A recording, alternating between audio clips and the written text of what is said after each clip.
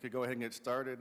I know we're on a very tight schedule, and so I think we need to stay on time as much as possible and move along if we can. So it is 1:30, and today's meeting really is just about kind of like we did last year, and I think the year before. It's just hearing from the department, and Dr. Wright and Dr. Gavin are here just to present a few things on their agenda, their budget, and some of the things that have occurred in the last year, especially with COVID. We've had state testing recently, so obviously the committee can definitely ask questions, but just remember, the only thing that stands between you and marijuana is all your questions and Dr. Wright. So, Dr. Wright, if you could come up to the podium, please, and thank you for being here. Yeah, my pleasure.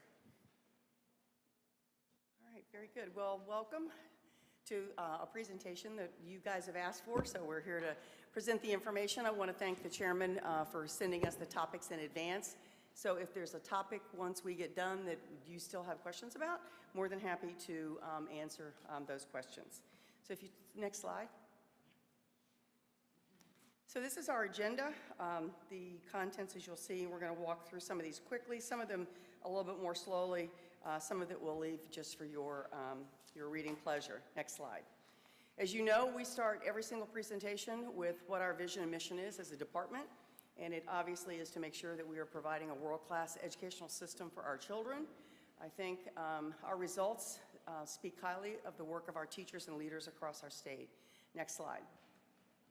The board strategic plan is something that the entire department is organized around. These 6 goals is exactly what drives our work. So if you're looking at all children all children showing growth and being proficient, all children graduating from high school, college, and career ready, all little ones having access to high quality early childhood programming, all schools and having effective teachers and leaders, everybody using data to drive student outcomes, and all districts and schools being rated C or higher.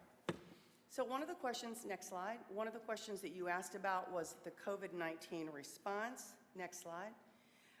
We're giving you kind of a broad view of what schools look like in fall of 21 and in spring of 21. So that you can kind of get an idea of how COVID has really impacted. And I can tell you that COVID is continuing to impact schools in a very big way. We are having a number of our schools calling us and districts calling us and telling us about the number of adults that are contracting COVID. I've had a superintendent call to say I've got 16 out of 18 in my high school, adults. So it is still alive and well. I believe today's count was almost 6,000. And so we're trying to respond, obviously, as best that we can, as best the board can, to try and give some flexibility to our districts where this is concerned. Next slide. So one of the things you asked was about some mitigation pieces, obviously with your help. Thank you so much. That Mississippi Connects initiative made national news, so you are to be congratulated. That's when we spent the $200 million that you gave us to give every teacher and student a brand new device. Well, behind that, we have now used our money to hire digital learning coaches. And these coaches are to be deployed, and are deployed actually, they're already out in the buildings, to help teachers on how to use these devices instructionally. The next thing that you see is about digital subscriptions, and we found, and we're listening to our teachers and our leaders tell us that they needed more content for these devices, so part of our money went to subscriptions in the areas of English language arts, math, science, and social studies, and so we're paying for the subscriptions, and this is a supplemental piece for the districts, and that at no cost to them, so they have the ability then to, and students have the ability then to download the content. And then also we have given the districts a lot of guidance on how to, I'm calling them ESSER 1, 2, and 3. It's easier than trying to remember the acronyms, quite honestly, and how to use their monies and what are allowable expenses, because that always presents an issue. Next slide. So I'm going to talk to you a little bit about the ESSER and ARP funding. Next slide. This gives you an overview of the amount of dollars that Mississippi has received from the federal government in each of those batches of monies. Next slide. This also then breaks down what the 5% set aside that MDE can retain, and those items that I just mentioned to you on the previous page around subscriptions and our digital learning coaches, et cetera, that's coming out of our dollars, and I'm going to talk to you about that in just a second. And then the amount of money then as it breaks down for just the MDE. So next slide, on slide 10, you will see, and I'm not going to go over these in detail, I'm going to let you take a look at them, and Chairman, if there's any questions about any particular one of these, more than happy to come back and dig into that. But this is how the state is spending our money. So this gives you an idea of the kinds of things that we've been spending our money on. We are upgrading our licensure system, and I really want to highlight that, because if that is if that's an Achilles heel, that is it in MDE, because we've only had a limited number of people that can answer and respond. So for the next 3 years, we were using our money to hire 20 additional people, so that teachers and leaders, as they're calling in about licensing issues, will be able to get their answer a lot quicker, and phones will be answered a lot quicker. The next thing you're going to be seeing, and I do want to highlight this one too, is high dosage tutoring. There is a lot of research that goes behind this. This is, once again, one of those costs that are going to be free to districts, but this is for grades 3 through 12, and this will allow students to receive tutoring free 24/7 in all subject areas. So they can either be at school, they can be at home, this can be done individually, this can be done in small groups, but that is something that's coming to the board. And there's been a lot of research proving that this high dosage tutoring, particularly for little ones across K-12, pre-K-12 actually, that are struggling with reading, struggling with their academics post-pandemic. The next page, next slide, just continues many of our projects. We've also got a lot of grants that we have given out, and you can see those listed on slide 11. Those are given out to districts, et cetera. Then on slide 12, the next slide, this is the amount of money that was allocated in each of those buckets of ESSER 1, 2, and 3 to the districts. This is a drawdown, so they were notified of the amount of money that they had. They had to develop a spending plan. That plan had to be approved. And then as they are acquiring what they're saying they're going to be acquiring in their plan, then they send the receipts in to us and we reimburse them. So that's, when you see that amount requested, that means that lets us know how much money they've requested from us to come back to them. And as you would imagine, ESSER 1 is getting smaller, ESSER 2 will be the next bucket that gets smaller, and then obviously the last is ESSER 3. I've put the obligation dates down at the bottom because that's very important for you to see. So for ESSER 1, they have until September of this year to spend and obligate their money, and then I think it's by the December 31st to make sure that all of the materials, et cetera, and all the paperwork is completed. So ESSER 2, they've got until 2023, September the 30th, 2023, to spend those dollars, and then as you can see, the ESSER 3 bucket, which is the largest bucket that we've received, they have until September 30, 2024. So you can, and we've been encouraging them to spend the money in just that order. Get your ESSER 1 money taken care of, then move to ESSER 3, or ESSER 2, and then move to ESSER 3. You were asking us if we knew how they were spending their money. Next slide. I've given you several pages. I'm not going to read any of this to you because these I think are self-explanatory, but there are several pages. Slide 13. If you want to go to slide 14. This is with ESSER $2. Slide 15. And what I want to draw your attention to is that top line. ESSER 3 requires all districts to set aside 20% of their funds to address what the feds are calling learning loss, or any measure of children that are struggling in school. So 20% of that has to be set aside. That can be for after-school programming, summer school programming, Saturday programming, hiring additional tutors if they want to hire. We were encouraging them to hire high school students as an after-school job to come and tutor children. High school students would then have the job, they could have the money, and students could be tutored at the same time. But you will see there is a variety of these on, and going on to slide 16. ESSER 3 also allowed something that ESSERs 1 and 2 did not allow, and that was monies to be spent on facilities. And so you can see where some of the purchases went, because this was not allowed under the first two buckets, but it was allowed under the last one. Slide 17 gives you additional ideas of how these monies were spent. There's a wide variety, as you can see. And slide 18.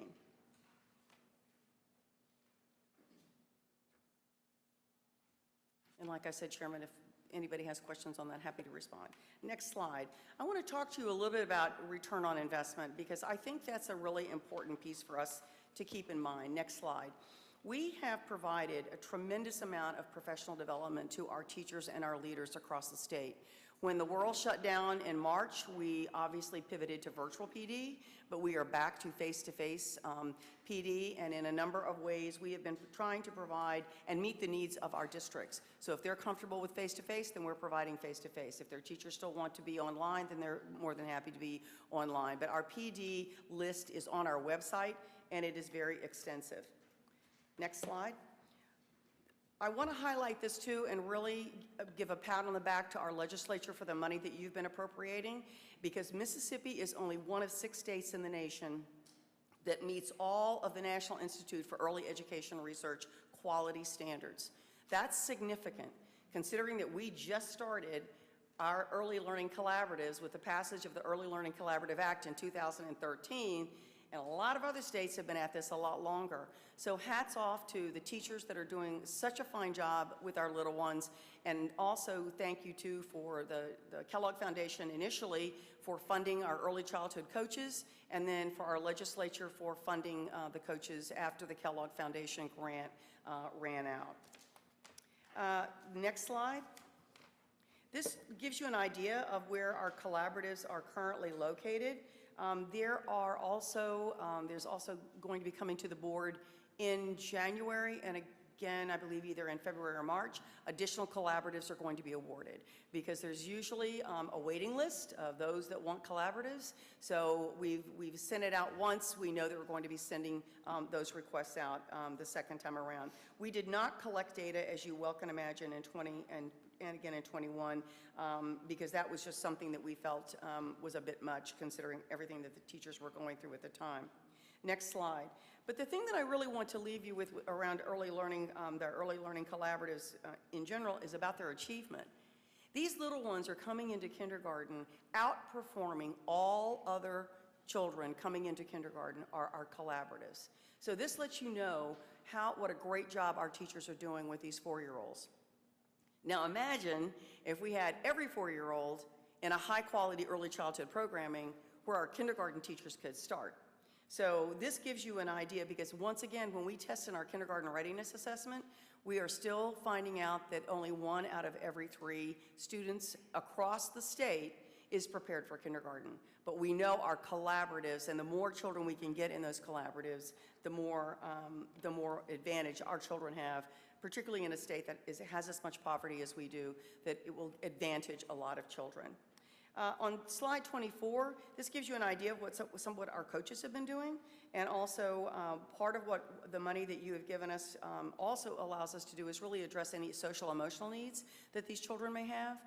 That I can tell you through my teacher advisory council and my student advisory council, and yesterday with my superintendent's advisory council, I heard that message loud and clear. There's a lot of stress on adults, and there's a lot of stress on children as we have worked through COVID. So our coaches have been working with our teachers on that as well. Slide 25 is a reminder of exactly what happens when we provide high-quality programming even in our kindergarten classes, because they may be coming in not ready for kindergarten, but by the time they leave our public kindergarten, they are well prepared for first grade. Slide 26, if you remember, our third grade assessment, those requirements for passing were waived in 20 and 21. We're fully prepared to implement our assessment system as we did last year, and I've really got to say hats off to teachers and leaders, because we had a participation rate on our assessment system last year of 97%. That is huge. we had teachers and leaders pulling children back into school to make sure they were assessed so we knew exactly where they were. I had other states and other colleagues of mine that were down in the single digits of participation rates, some around 15 to 20% participation, but as a state, we were able to really get a good idea of where all children were. So this slide will be coming back to you next year with our pass rate. Next slide. This gives you an idea. We were well on the way. You can see the improvements since 16 when we first started administering our Mississippi Academic Assessment Program. COVID hit, and I can tell you, I know that you felt it as much as I did. It was a gut punch for us. Mississippi has been making national news for all of the gains that we've made. We are reaching out. In fact, Pete Smith and I were invited by the Alaska Commissioner on their dime to come and testify before the Senate and Ed Committee in Alaska and to speak to all of their superintendents about our early literacy work. I've got that same advantage being asked of me. Utah has reached out asking me to testify before their Senate and Ed committees. This will be done virtually. But people are calling saying, what is it that you're doing? And we are giving them all the information about the Literacy-Based Promotion Act and the changes that we made. And we're giving them all the information about the Early Learning Collaborative Act and how that has continued to move Mississippi forward. On slide 28, next slide, this just gives you a breakdown from 1819 to 2021, because remember, we did not assess in 20, so this is a 2-year span of data that you're looking at on slide 28. Slide 29 gives you an idea about our advanced placement participation and performance. That has continued to increase. This has really defied the odds of what people thought would happen. If we put more kids into advanced placement, people fully expected the pass rate to fall, and that did not happen. So that let us know that there were a lot of children out there that could take advantage of advanced placement and do well with that. And with your work and the work that we've been collaborating with IHL, we now know that any child that takes an AP exam and passes with a 3 or higher automatically earns 3 credits of college credit while they're in high school. So any child that's taking advanced placement and passes these exams earns college credit. So they can already enter college sometimes with a half, if not more, of a semester of credit. Next slide just shows you where our graduation rate is as of 2021. We've continued to do that and actually surpass the nation's average. And the next slide shows you our dropout rate. And once again, that has just continued to drop. And this is a significant credit to our high school teachers and leaders because they are engaging children, keeping kids in school, and making sure that they're walking the stage. And that's what we want for all of our children, as Goal 2 said. I'm not going to spend a lot of time. You asked about our legislative priorities, and so I've provided that. But this is the same information that I provided at the ELBO hearing. So I wanted to give those of you that may not have been there that same information about what the board has placed as priorities and what the department has placed as priorities. And that will take you through slide 37.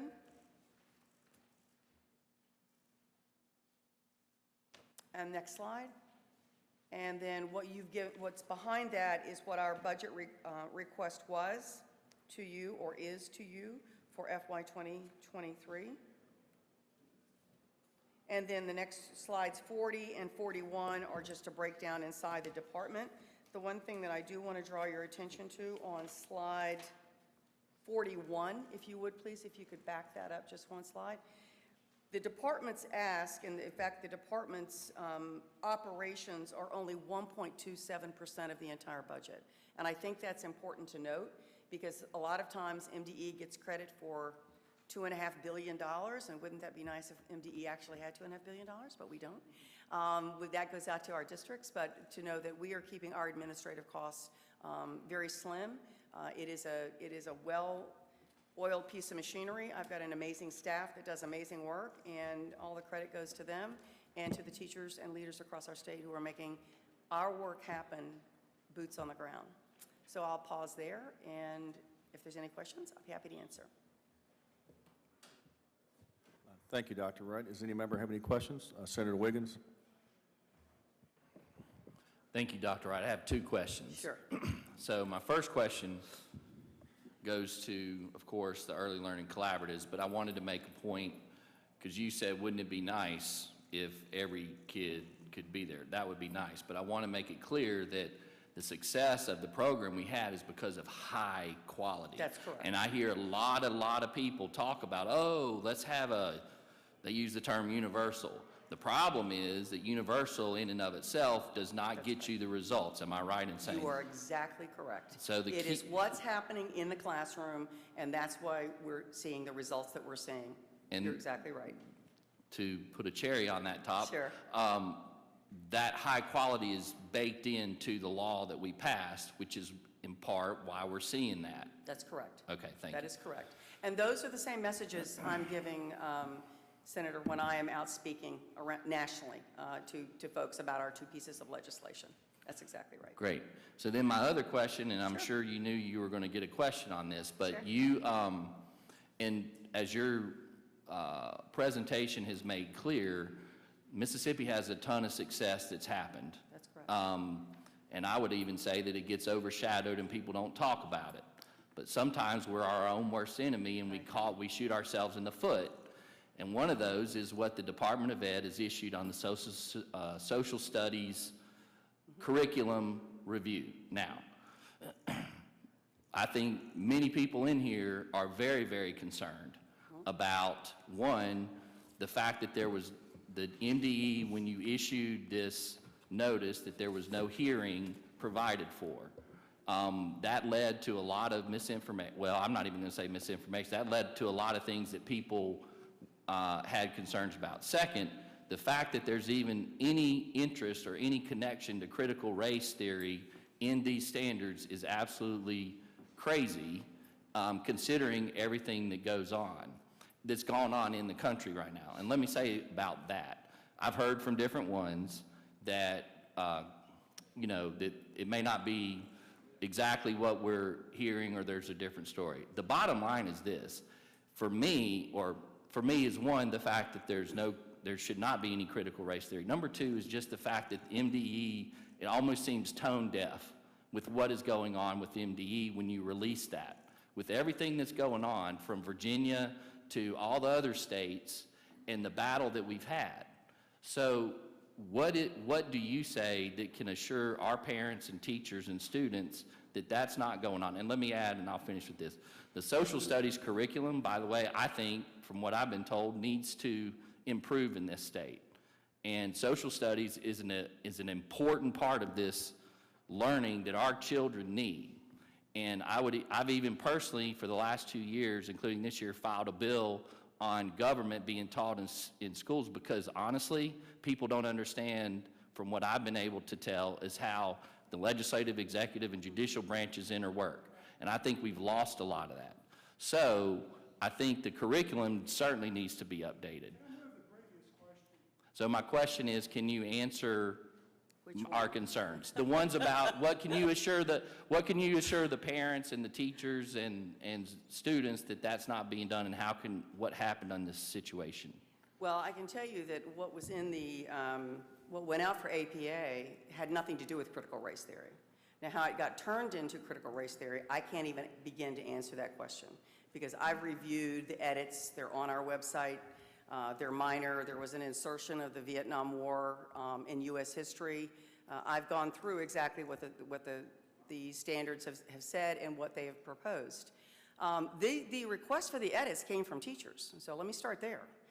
It was U.S. history teachers and social studies teachers that said, based on the 2018 standards that were approved, there were some edits that they wanted to make. There were some grammatical mistakes that obviously made it through there, but there were other things that they wanted to add. So it was at their request that we gathered teachers together. We also met with folks from, looked at other state standards, but we also involved the Civil Rights Education Committee, the Department of Archives and History, the Mississippi Council on Economic Education, and the Mississippi Band of Choctaw Indians. So all those partners were brought in to take a look at the standards once they were edited. All APA does is allow just that. It allows public comment. We put out things for APA all the time. But let me reiterate, we are not teaching critical race theory in our social studies standards, period, the end. I don't know how this got converted from sending something out for APA, because APA welcomes public comment. That's exactly its purpose, is you put it out and people can respond. Now, the hearing issue is on, if I'm not mistaken, it's on the posting website, on the Secretary of State's posting. We simply have to say, is there a hearing scheduled or not? However, comma, if 10 or more people request a hearing, then we have a hearing. It's that simple. That's what the law says. So we had 10 or more people that have requested a hearing, and so we're having a hearing. But that's set aside from APA. So APA, anybody in the state, parent, teacher, principal, doesn't matter who you are, business person, can go on and take a look at our standards and make a comment and send it in. And then our board, at every board meeting, after something comes back from APA, we give them a chart.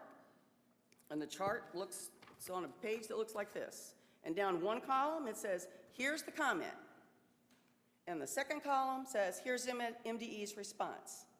And if we say yep to the response, here's why we said yep to the response. And if we said no to the response, here's the reason we said no to the response. And if there are enough changes that are substantive in nature, then we bring it back to this committee of teachers, we make some edits, and it goes back out for APA. So it is a fully transparent process when these standards are developed, whether it is social studies, mathematics, science, English language arts, doesn't make any difference. Whatever standards we have that are in place, they all go out for APA, and everybody's allowed to comment. Thank you. When is that hearing and where? It is at the Ag Museum on the 28th at 9 a.m., I believe. Okay. And that is on our website. You've got to sign up for that hearing, and that's on our website. And lastly, I think what you said about the curriculum, I think many people either don't realize or misunderstand that the curriculums in this state, either on the local level or on the state level, come from a coalition or boards of teachers, parents, whatever it may be. Am I correct in saying that? That's exactly right. And the other thing I want to mention, which is a very powerful statement that you just made, MDE does not dictate, adopt curriculum. Curriculum is adopted at the local level. So when I get complaints, and I do, about something that's being done in the curriculum, I have to say to them, you need to start with your superintendent and your local board of education, because that's where curriculum is adopted. All states are required to do is adopt standards. And you will see if you take a look at them, regardless of the content, they're very broad in nature. They're not a specific piece. So when I get to Rankin County, let's say, or Gulfport or wherever, then that local school system has to say, what materials are we going to use to implement these standards? But that's on them. That's not on us. Now, by law, we're required to put out what we call an approved textbook list, and we do, and teachers are on those committees as well. But districts aren't required to purchase from an approved textbook list. But they know that we've done our vetting of any textbooks and materials to know that they're aligned to our standards. Because that's what the teachers and leaders were asking for. How do we know that this is aligned to what you are asking us to teach? So we have a team that goes through that involves teachers before anything then is posted. But curriculum is adopted at the local level, not at the state level. Mm-hmm. Thank you, Senator Wiggins. Before I go to the next question, Dr. Wright, you said CRT was not being taught in social studies. Correct. To your knowledge, is it being taught anywhere throughout the curriculum at all? I have not had any complaints, thank you, come to me about CRT being taught. That being said, if it's being taught at a local school, then I'm telling any parent who knows it's being taught at a local school to contact the school board and to contact the local superintendent, because that's where the issue has to be resolved. We do not get involved in those kinds of local decisions. If it's something that I feel that needs the superintendent's attention, I'm the first one to send an email. They've all got my cell phone number, and they know that if they've got a problem, they can call me. But we do not have CRT in our curriculum. CRT, this is the other thing that I mentioned this when I was on Paul Gallo's show the other day. there's not a common definition of CRT. And I said, I bet if I had 100 people, I bet if I had everybody in this room write down what you think the definition of CRT is, I would get as many different definitions as there are people in the room. CRT started in law school in the 50s and 60s. That's where the concept began. It was in law school. And to confirm that, quite honestly, I was in an event in October that a number of attorneys happened to be at, and this concept came up. Two almost simultaneously looked at me and said, oh, we learned that in law school. I was like, that's exactly right. That's where it is. Now, is it taught in some of our IHLs? It could be. Is it taught in our law schools? Probably. But it is not a K-12 concept. Thank you. Senator Bryan?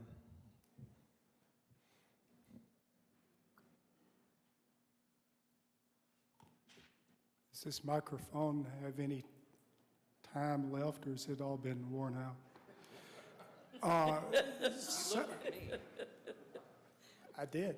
Several years ago, the State Department calculated the cost of a teacher pay raise, and I think they miscalculated twice and finally came up with a third dollar amount for the cost of a teacher pay raise. I found that very troubling. Did you find that troubling, and has anything been done to correct that? I'm not really sure I understand your question. I apologize. Several years back during the budget process, it was my understanding that we were passing a teacher pay raise, and the State Department had been asked to estimate the cost of that, and there were 3 different estimates before. Well, actually, what we were asked to give you, which we told you why we could not give that to you, was the number of teachers. And our system, and thanks to you last year, you gave us $7.5 million to upgrade a 30-year-old system, because we don't keep the data down at that level, because how a teacher gets defined at the local level is not the same as it is defined in IMSIS. Because you may have somebody called an instructional whatever and doesn't have the word teacher in it. Well, teacher then doesn't get coded into IMSIS. It gets coded as an instructional whatever they are, or reading specialist. A reading specialist is a teacher, but that's not what they're called. They're called reading specialists. So part of what we're doing with our renovation of IMSIS, our student information system, is to make sure that we can get that coding done down to the local level. And that's the reason that you had the 3 different versions, because when we asked for teachers, I could give you teachers, but as soon as I sent it out to the superintendents, they said, no. We've got other people that teach that aren't called teachers. So that's where the whole thing came from. And no, I don't apologize for it, because that was the system. Well, I'll just simply say the prosecution rests.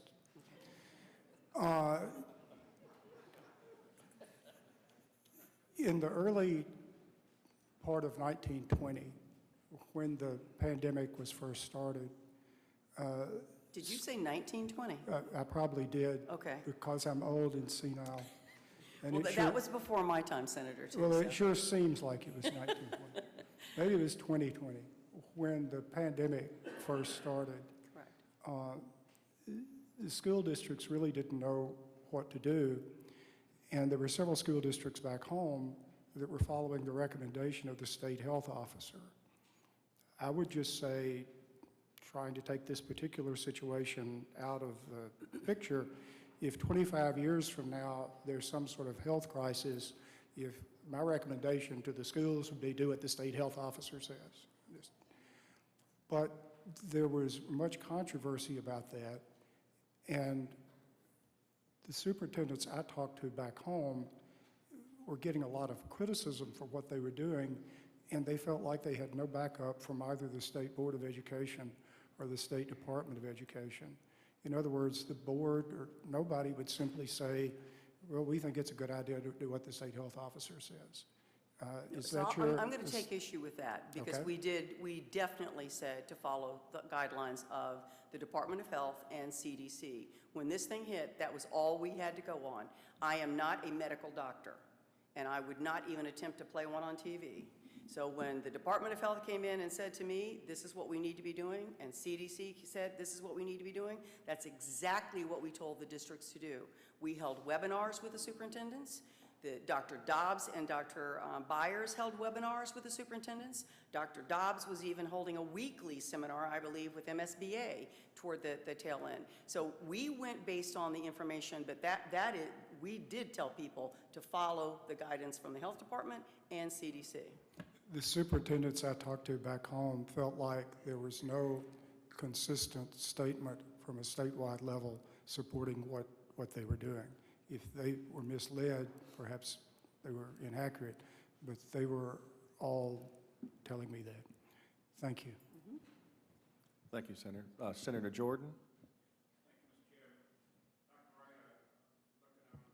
Senator Jordan, make sure you speak into the microphone, please.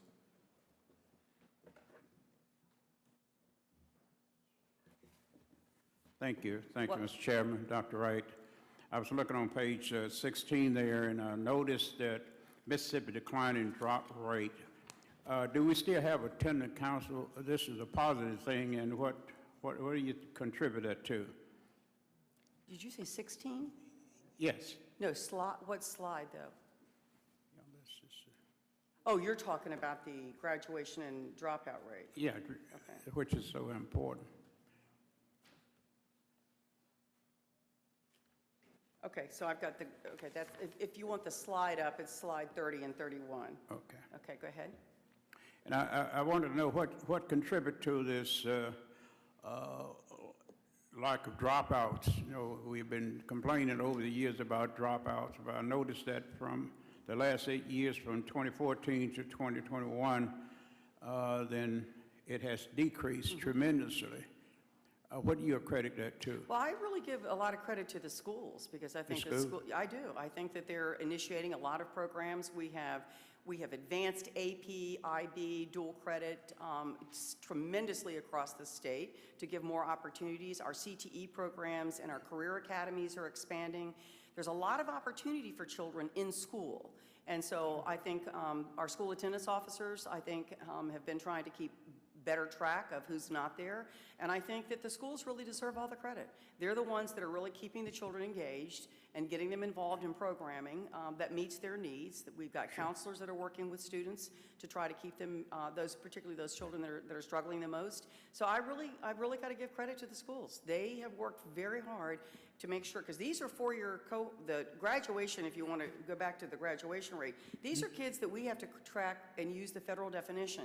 So it's how many of your ninth graders walked in 4 years, not in 5 years, in 4 years. So your graduation rate, these are the numbers of kids that stayed and graduated within a 4-year period of time.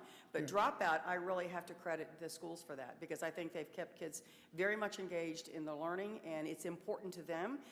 I also think our accountability model has something to do with that too, because, and that's in statute, and so part of our accountability model is points earned for graduation rates.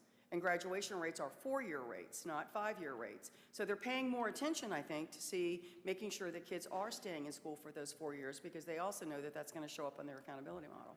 Thank you very much. That's very positive, and I was concerned about that because that has always been a problem in some areas. Thank you, ma'am. Appreciate it. You're welcome. You bet. You're welcome. Thank you, Senator. Senator McClendon? Thank you, Mr. Chairman, and thank you, Ms. Wright, for being here. Me being from DeSoto County, I just sent a message to our superintendent, Mr. Corey Usselton, and asked him what our graduation rate was. And he said it was 92%. We've got 35,000 kids with one school district. I asked him about the early collaborative, and we're not part of that. What would you think, what do you think is the reasoning for that? They've just got to send in an application. I mean, the applications come out. No. I'm sorry. With that graduation rate and the children, he said, are ready. Most are ready. Well, that's a local decision, and I think if he's feeling that he doesn't need an early childhood programming, that's up to the local board and the local superintendent. We encourage everybody that wants a collaborative to apply for a collaborative, but we don't require that. So if the local board and the local superintendent and the parents of that district say, we're good, then we give the money to somebody else. Not to beat a dead horse that we've already traveled past, but going back to the CRT issue, sounded like your answer was you needed a clear definition because there were a lot of definitions out there of what CRT. No, my definition may be different than your definition. All I'm saying is that we do not teach CRT. Okay. I know there is legislation that has been dropped. It's not in bill numbered up yet, but that will define what CRT is. Whether that comes through or not, is yet to be seen. Sure. As well as what the penalty would be for that. And again, I'm going to ask the question, to your knowledge, it is not being taught anywhere in the state of Mississippi. To my knowledge, no. But remember, let me say this. I've got, 147 districts, 38,000 teachers. So I don't have eyes in all classrooms. What I am here to say is if you've got it occurring in your district, then you need to contact the local board and the local superintendent and have it addressed there, because it is not in our social studies standards. If someone is teaching it, would you still allow it? That's not for me to allow or not allow. That's for a local district to discipline. Thank you, ma'am. Mm-hmm. Senator McMahon. Mr. Chairman, thank you. Dr. Wright, thank you for being here today. Hey, I want to congratulate you and your team because there's no question under your leadership, education in Mississippi has improved over the last several years. Thank you. Reading score, #1 in the country for reading score improvements, math improvements. Congratulations to your team. I mean, really, that's admirable. I do have a couple of questions. Senator Bryan and I, and some other senators, we had a roundtable discussion with 34 superintendents from North Mississippi, and we met twice, as a matter of fact, and just a couple of their concerns, if I could just get your comments for the record. You said that the scores during COVID had been relaxed, the testing had been relaxed, but it's my understanding the superintendents are sharing with me that the bank scores are still counting, that the 9th grade bank scores are counting against the model for the 10th grade. Is that accurate? So let me tell you how this process works. We have an accountability task force that is working on that as we speak. There have been no decisions made about this as of yet. When we get ready to change any of our business rules, we follow a very distinct process. We have an accountability task force that is made up of nothing but practitioners. So superintendents, principals, teachers. The chair of our technical advisory committee chairs that accountability task force, and we also have outside psychometric help. But that task force then identifies the issues, like the one that you brought, and that task force then has to decide, how do we want to handle this business rule? Once they make a recommendation, then that business rule goes back to our technical advisory committee to make sure that it's psychometrically sound. If the technical advisory committee agrees with that, then it goes on to the accreditation commission for their approval, and then on to ultimately to our Board of Education for the approval. So there are multiple eyes that look at this. It's not just MDE saying, we're not going to do that anymore, because we're not the ones that are impacted by all the decisions that we make. So we've got to have practitioners involved. And I can tell you that in every single major decision that is involved in this department, teachers and principals and superintendents are involved. I meet with my superintendent's advisory every month. And so this topic actually came up yesterday in my superintendent's advisory. So they know exactly that the accountability task force is working on that. Would you support relaxing the bank score so it doesn't count against them? You're talking to somebody that's not in the weeds psychometrically right now. And I would have to go back to talk to the people who do that work. I would not even attempt to make that statement publicly without knowing the ramifications and without knowing the impact. Because part of what the accountability task force does, when they make a recommendation, they say, run the model, run all the data, and let us see what it looks like for all the districts so we know what the impact would be. Because they don't make any decisions without impact data. And I would not even attempt without impact data to make that decision, standing here. To the next question. Sure. The superintendents are sharing with me that the ADA is hurting their funding because we're looking at average daily attendance during the 2 months when most of the schools had anywhere from a 5 to 7% absentee rate due to COVID. Are you going to relax that or take into account So you're talking to somebody that has been advocating since I've been here with doing away with ADA and moving to average daily membership. Because ADA is a spot in time. Whenever anybody comes in to take ADA, that's what it is. And even prior to COVID, if you had a massive flu outbreak, then your ADA was going to drop because of it. But with average daily membership, which is what I've been advocating, that counts every single kid that's in that school all the time. So I would not, and ADA also, you know, our overall enrollment is dropping in a state. Yes. We're the only state in the South, in fact, that the enrollment is dropping. So anytime your enrollment drops, whether it's caused by the pandemic or a regular old flu season or whatever, and the ADA is calculated at that time, you're going to come up with a lower ADA, and that in turn is going to impact your MAEP funding. What do you need from us to change the ADA to the ADM? You're going to need a piece of legislation to move from ADA to ADM. Right. And I would support that and have been advocating for that every year. Okay. Thank you for that. You're welcome. Two more questions, Mr. Chairman. So this summer, Dr. Gavin came and spoke to the committee, addressed the committee, and one of the concerns of the committee is the call center. When teachers are calling in, Right. they're frustrated. Right. You don't have to comment on that, but No, I did. I I'm commented on- hoping that yeah. those outcomes, those times are improving, because I don't see that they're improving. So that was part of my presentation today, actually. We're using our ESSER money to hire 20 additional people to answer those calls. Right now, we only had about 5 people that were there to answer calls. So for the next 3 years, there will be a total of 20 people. Now, when that 3-year funding cliff hits, I'll be back across the street saying, okay, we need that to continue to be funded, because I can't blame the teachers and the leaders that are calling in. It's frustrating to be on the phone and waiting for somebody. We know that. Yes, ma'am. We know that. Yes, and so ma'am. we are using our ESSER dollars to hire more people. I appreciate that. Thank you. I'm going to withdraw my last question. Thank you, Mr. Chairman. Thank you, Dr. Wright. You're welcome. Senator Boyd? Dr. Wright, you may not have the answers for me today, but if you could get back with me. I'm looking at slide 26 in the 3rd grade reading achievement. Yes, ma'am. So we did not test in 20, Correct. but we did test in 21, even though we held the districts harmless on that. Do you know the percentage of kids that reached the level 3? We have that, Senator, but I don't have that off the top of my head, but I'll be happy to provide that to you. Okay, and also too, when you're providing that information, if you could give me the number of kids that would have been possibly held back from that level 3. So that's going to be a little bit different, because we didn't require the schools to administer the last 2 assessments. In other words, Right. this was just a one-time only, because in normal years, like this year, they'll be allowed to take the statewide assessment, and then they get 2 more chances to pass that. So what the data that I will be giving you will be just the one Just the time one without test. the other 2. Okay. I understand that. And could you also then provide me with how many kids then, what the percentage of kids that reached that level 2 this past year as well? Yes, ma'am. I For- will. I'll yeah. give it to you for all levels, 1 Okay. through 5. Thank you so much. You're welcome. Senator Simmons?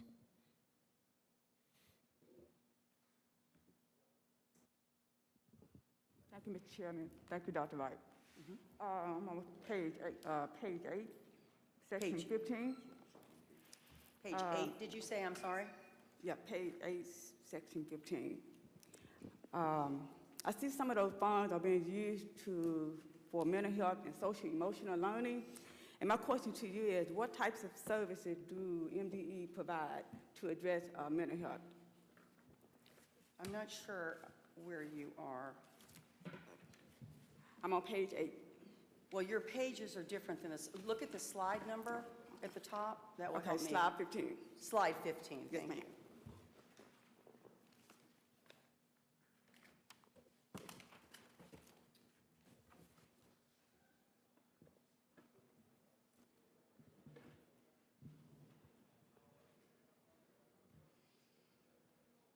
And which one are you looking at? Mental health, social emotional learning. I know, where on this, I don't see that on this page, I'm sorry. Bullet 4, fourth one. Oh, that's what I thought. We have no idea, I mean, right as I stand here. Right. These are what the districts are spending their funds on. This isn't what the department's spending its funds on. So, and it's going to vary district by district, because it could be a district that's decided to hire an additional counselor. It could be a district that's decided to hire a mental health therapist. So without going back and looking at it district by district, I just tried to give you large buckets of what is being done. The other thing that we are doing to address the mental health in schools, we are using our money to expand telehealth and teletherapy across the state. So the RFP has gone out. People have applied. We will be taking that to the board, I believe, in February. And then that will then start training all of our nurses on how to use the telehealth and teletherapy part right at the school site. So we're very excited about that. This is a great opportunity for Mississippi for kids to really get the help that they need right at the school. Thank you. You're welcome. Senator Norwood? Thank you, Mr. Chairman. Dr. Wright,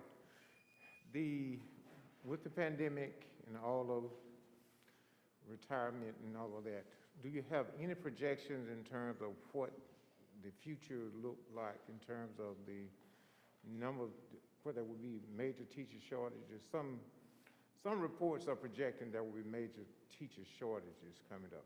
Do you have any projections? Well, we definitely have a teacher shortage. I mean, I think that's kind of a known fact. I can tell you that there's a lot of concern from my superintendent's advisory that I met with yesterday about the number of teachers that's saying that they're going to retire. But I don't have that district by district. This is strictly anecdotal kinds of conversations that we had yesterday. But we are running two different kinds of programs to increase the number of teachers. We're running a teacher residency program, and we're running a performance-based licensure program. So we're doing that separately and apart. This is our fourth cohort that we're doing, and we're even expanding that so that we are trying to build a supply of teachers so that if teachers are retiring or leaving, that we've got some way to replace them with qualified people. Okay. And you did extend the January deadline for teachers. What is that, Pete? Don't worry about it. I sent it to Pete. Okay, I'll send it to Pete. Let Pete answer it. That's even better, yeah.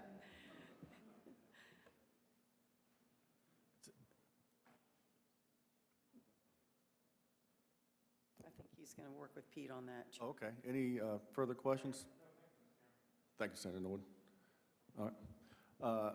Let me ask a few questions before I wrap it up, and I know you're going to be at the budget hearing later today. You know, one of the things I've heard from teachers just the last year is about all the testing that's going on. And I know the answer to this question, but if you could talk about what state testing is required. Correct. And what can we do to help reduce it if possible? So the state testing that we do that is federally required by all states in the nation are English language arts and mathematics in grades 3 through 8, and then again in high school, and science in grades 5, 8, and again in high school. That's what the federal government requires. The only tests that we administer that aren't required by the feds are the ACT that we administer, thanks to your funding, to all juniors, and the kindergarten readiness assessment that we administer to all kindergartners coming in, so we can get a lay of the land as they're coming in.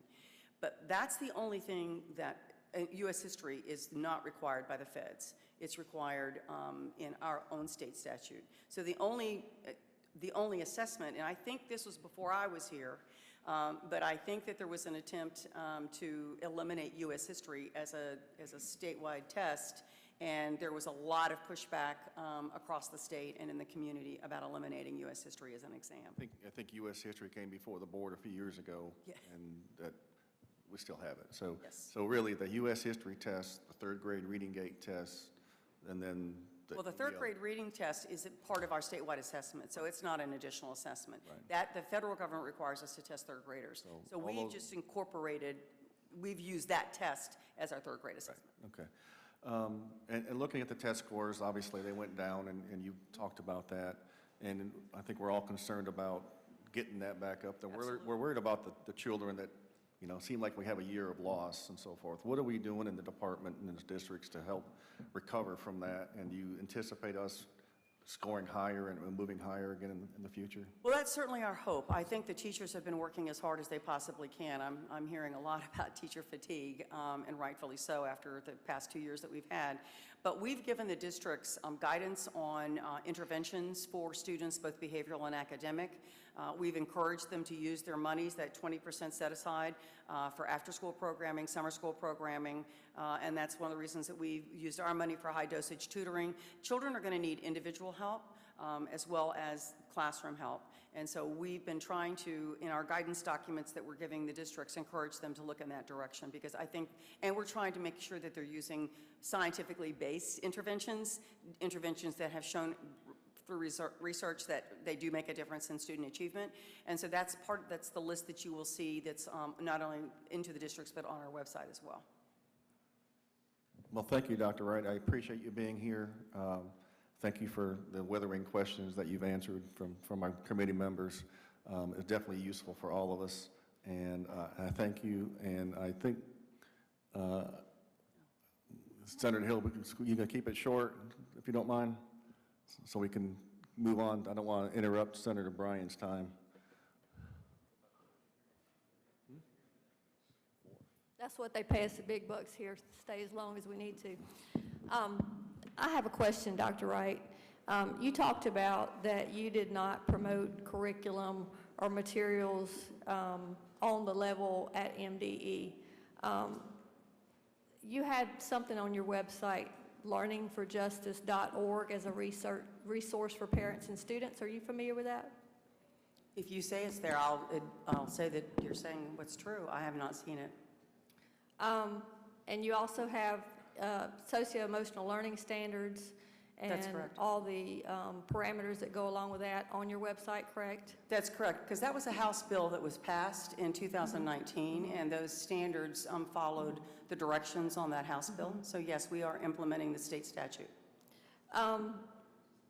It also went out through the APA process. Yes, it did. Because I saw that Yes, it back did. in 19. We do all of our standards via APA. Just looking at Learning for Justice, just very quick Google search on the internet, they have sections that you can look at called race and ethnicity, one for religion, one for ability, one for class, one for immigration, section on gender and sexual identity, one on bullying and bias, and one's on rights and activism. And on the MDE's website, where it talks about the SEL school-wide team, it says that there's an equity monitor to be assigned. This is on page 9 of the SEL learning standards. Monitors airtime and social dynamics within the meeting and reports general observations such as ratio of comments by gender, by race, by administrator, other staff, frequency of interruptions to the group to ensure all team members are listened to and treated equitably. Reminds the team to consider the perspectives of stakeholders outside the meeting as well, particular groups that are often marginalized in the school's decision-making.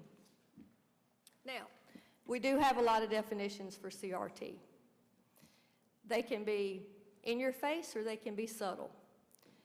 I would advise any member of the committee or the public to look at the SEL standards, look at the Castle Foundation, who is also mentioned as the people who created SEL. Look at the video that the Castle Foundation has put out called SEL as a Lever for Equity and Social Justice.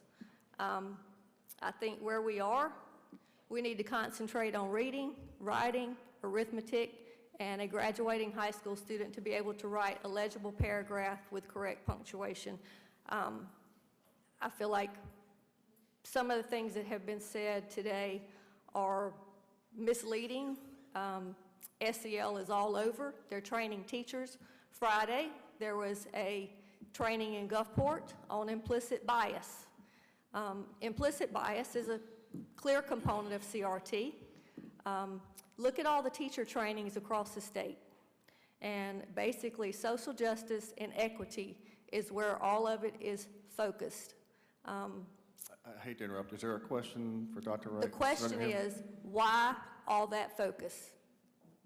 As I said, House Bill, I think I've got it here.